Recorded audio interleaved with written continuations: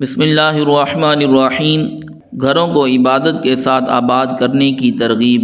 حضرت عبداللہ بن عمر رضی اللہ تعالیٰ عنہما سے روایت ہے کہ سیدنا رسول اللہ صلی اللہ علیہ وسلم نے ارشاد فرمایا، اجعلوا من صلاتکم فی بیوتکم ولا تتخذوها قبورا۔ فرمایا بعض نمازیں یعنی نوافل گھروں میں پڑھا کرو اور اپنے گھروں کو قبروں کی طرح نہ بناؤ۔ اس حدیث مبارک میں ترغیب دی گئی ہے کہ گھر میں بھی نفلی نمازیں پڑھنی چاہیے، اس لیے کہ گھر میں نماز پڑھنے والا ریاکاری سے محفوظ رہتا ہے، گھر میں برکت ہوتی ہے، رحمت کے فرشتوں کا نزول ہوتا ہے اور شیطان دور بھاگتا ہے۔ شرائط پائی جائیں تو فرض نماز مسجد میں باجماعت ادا کرنا واجب ہے۔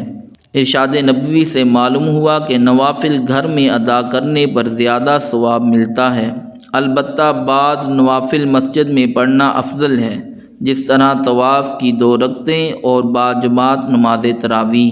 حدیث پاک میں یہ بھی فرمایا گیا ہے کہ جس گھر میں نماز اور ذکر الہی نہ ہو وہ عبادت سے خالی ہونے میں قبروں کی طرح ہیں۔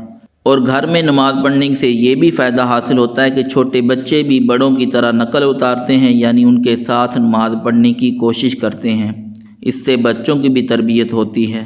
اللہ تعالی ہم سب کو صحیح معنوں میں عمل کی توفیق عطا فرمائے، آمین۔